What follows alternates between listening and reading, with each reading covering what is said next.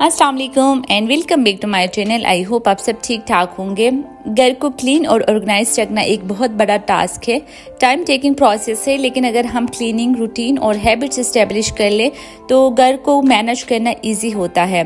इस वीडियो में मैं कोई बहुत यूनिक सी टिप्स या ये वो तो शेयर नहीं कर रही हूँ कि मैं इस तरह से साफ करती हूँ। आई नो सब इसी तरीके से घर की सफाई करते हैं, लेकिन थोड़ी सी मोटिवेशन मिलती है जब हम किसी की वीडियो देखते हैं घर की सफाई करते हुए, तो हम भी कहते हैं कि हाँ भाई उठें और घर की सफाई कर लें।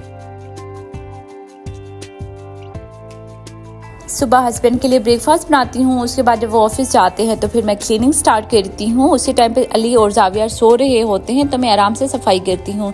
लेकिन आज मैं खुद भी थोड़ी देर के लिए सो गई थी, ज़्यादा देर नहीं, बस घंटा डेढ़ घंटे के लिए सो गई थी। और उसके बाद फिर बच्चों के उठने का टाइम हो गया था तो बच्चों को जगाया और फिर उनको ब्रेकफास्ट करवा लिया और फिर मैंने भी खुद ब्रेकफास्ट कर लिया। लिविंग रूम में मैं सोफ़े डेली बेसिस पे रिमूव करके फिर सफाई करती हूँ। अगर इस जगह पर डेली सफाई नहीं की जाए तो बहुत ज़्यादा डस्टी हो जाता है। और कारपेट को मैं मंथली बेसिस पे हटा के फिर सफाई करती हूँ और साथ में मॉपिंग वगैरह करती हूँ। तो बस हार्डली 15 से 20 मिनट लगते हैं इस पूरे प्रोसेस में। लिविंग रूम को क्लीन और फ्रेश रखने का ये बेस्ट तरीका है।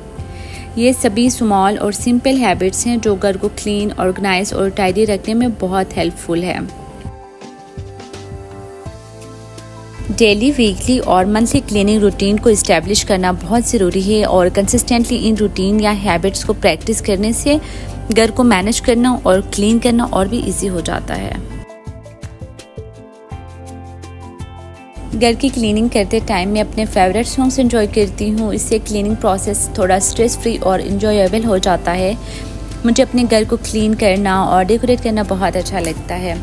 तो लिविंग एरिया की मैंने सफाई कर ली और अभी मैं डाइनिंग टेबल की सफाई कर रही हूँ। यहाँ पे भी मैंने वैक्यूम क्लीनर से क्लीन कर लिया है। इस वैक्यूम क्लीनर का फ़ायदा ये है कि इसको हम जो वेट फ्लोर होता है उसको भी इजीली ड्राई कर सकते हैं।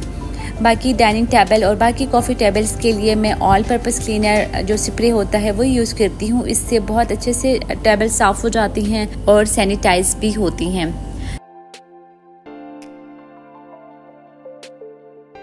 बच्चों के साथ घर को ज़्यादा टाइम देना काफ़ी ज़्यादा मुश्किल होता है, स्पेशली जब बच्चे छोटे हों और कोई हाउस हेल्पर भी ना हो। तो इसीलिए मैं डेली बेसिस पे 15 से 20 मिनट की क्लीनिंग करती हूँ तो घर इतना गंदा नहीं होता कि मुझे ज़्यादा टाइम देना पड़े। घर में सिर्फ क्लीनिंग ही नहीं होती है, सबसे बड़ा काम तो कुकिंग का होता है। उसके बाद किचन को क्लीन करना, वॉशरूम्स क्लीन करना, उसके अलावा लॉन्ड्री होती है। तो इन तमाम कामों को स्पेशल टाइम देना होता है और ये तमाम काम मैं वीकडेज में करती हूँ और वीकेंड्स में फ्री रखती हूँ अपनी फैमिली के लिए। अली खेल रहा है और जावियार को भी मैंने पास बिठाया है। जावियार ने प्रॉपर बैठना तो शुरू नहीं किया है, लेकिन कुशन्स की मदद से वो बैठ सकता है। 5-10 मिनट के लिए मैं बिठा देती हूँ ताकि उसकी आदत बन जाए और उसके बाद फिर कैरी कोट में बिठाती हूँ। अली की मैंने शुरू से आदत डाल दी है कि खेलने के बाद अपने टॉयज़ को प्रॉपर समेट के जगह पर रख देना है। तो बस वही कर रहा है, टॉयज़ को समेट के उनकी जगह पर रख रहा है। पहले हमारे टाइम पर होता था कि सिर्फ लड़कियों ने ही काम करना है, लेकिन लड़कों को भी उनकी रिस्पॉन्सिबिलिटीज़ का पता होना चाहिए। तो इसीलिए मैं अली से काम करवा लेती हूँ और उसको फिर पता चलता है कि कौन कौन सा काम करना है। तो मुझे एक दफ़ा कहना पड़ता है लेकिन उसके बाद फिर प्रॉपर्ली कर लेता है। आज मैंने डीप क्लीनिंग नहीं की है, बस डेली बेसिस की जो क्लीनिंग होती है वही की है। डीप क्लीनिंग में मैं पूरे फ्लोर की मॉपिंग करती हूँ। समटाइम्स मुझे कारपेट्स और रग्स वॉश करने पड़ते हैं तो वही करती हूँ। इंशाल्लाह उसकी वीडियो भी मैं वेरी सून अपलोड करूँगी। तो बस मैंने हॉल की सफाई कर ली थी और अभी फिर मैं एंट्रेंस और बेडरूम की सफाई करूँगी।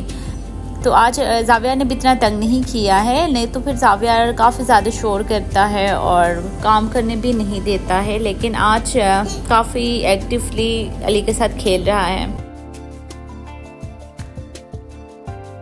ये घर का एंट्रेंस है। यहाँ पे लेफ्ट साइड पे मैंने शू रैक रखी है और बीच पे मैंने एक छोटी सी रैक डाल दी है। तो यहाँ पे मैं वैक्यूम क्लीनर के बाद ऑलमोस्ट डेली बेसिस पे मॉपिंग करती हूँ क्योंकि जो एंट्रेंस होती है वो काफ़ी ज़्यादा गंदी होती है।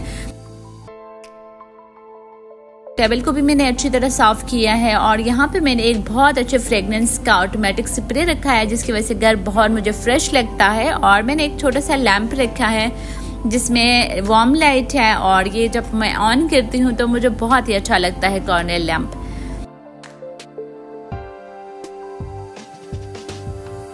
तो अभी फिर मैं आ गई हूँ रूम में और रूम की मैं सफाई स्टार्ट करूँगी। बेड को सबसे पहले मैं सेट करूँगी और बेडशीट को मैंने लास्ट वीक ही चेंज की है, तो ज़्यादा गंदी नहीं होती है, तो वही मैं रीयूज़ करती हूँ। ये वाली फिटेड शीट नहीं है, इसलिए मैंने कॉर्नर्स में नोट्स डाल दिए हैं। तो बस इसी तरह मैं साफ़ करके फिर वही दोबारा नोट्स डाल देती हूँ और बेड को अच्छे से सेट करती हूँ। उसके अलावा लॉन्ड्री में वीक में 3 दफ़ा करती हूँ, क्योंकि बच्चे कपड़े एकदम गंदे कर देते हैं और ज़ावियार को तो कम से कम दिन में 2 या 3 दफ़ा मैं चेंज करवाती हूँ। तो मेरी कोशिश होती है कि जब कपड़े ड्राई हो जाए तो सेम डे मैं प्रेस करके फिर कबर्ड में हैंग कर दूँ। इससे बहुत आसानी होती है। समटाइम्स अर्जेंटली हमें बाहर निकलना होता है और कपड़े प्रेस नहीं होते हैं, तो काफ़ी प्रॉब्लम होती है। लेकिन अगर हम टाइम निकाल के कपड़े प्रेस करके रखें तो इससे बहुत आसानी होती है।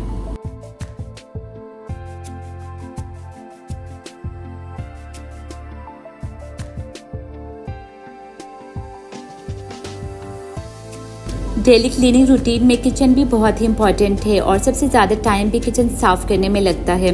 डिशेस साफ़ करना, साफ़ किए हुए बर्तनों को वापस उनकी जगह पर रखना, kitchen counter top, gas top और किचन सिंक साफ़ करना, ये सब डेली किचन क्लीनिंग रूटीन का पार्ट है। किचन को क्लीन करने के लिए मैं डिश वॉश लिक्विड यूज़ करती हूँ। थोड़ा सा इसमें नींबू डाल देती हूँ और थोड़ा सा मैं विनेगर डाल देती हूँ, तो किचन की बहुत अच्छे से सफाई हो जाती है। ऑयल ग्रीस बहुत अच्छी तरह रिमूव हो जाता है। तो यहाँ पे मैं बर्तन वॉश कर रही थी, सारे बर्तन मैंने वॉश कर लिए और ऐसे ही मैंने रख दिए थे थोड़ी देर के लिए ताकि ये ड्राई हो जाए। तो जब अच्छी तरह ये ड्राई हो जाते हैं तो वापस मैं इनके कैबिनेट्स पे रख देती हूँ और फिर मैं काउंटर टॉप को साफ़ करती हूँ।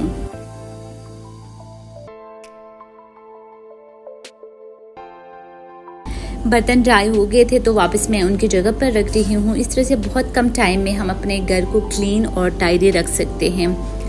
तो बर्तन रखने के बाद फिर मैंने गैस स्टोव साफ़ करना है और गैस स्टोव साफ़ करने के लिए भी मैं डिश वॉश लिक्विड ही यूज़ करती हूँ। उसमें थोड़ा सा मैं नींबू डाल देती हूँ और बस लगा के थोड़ी देर के लिए मैं ऐसे रहने देती हूँ और 5-10 मिनट के बाद मैं फिर क्लीन करती हूँ। तो गैस स्टोव भी बहुत अच्छे से क्लीन हो जाता है।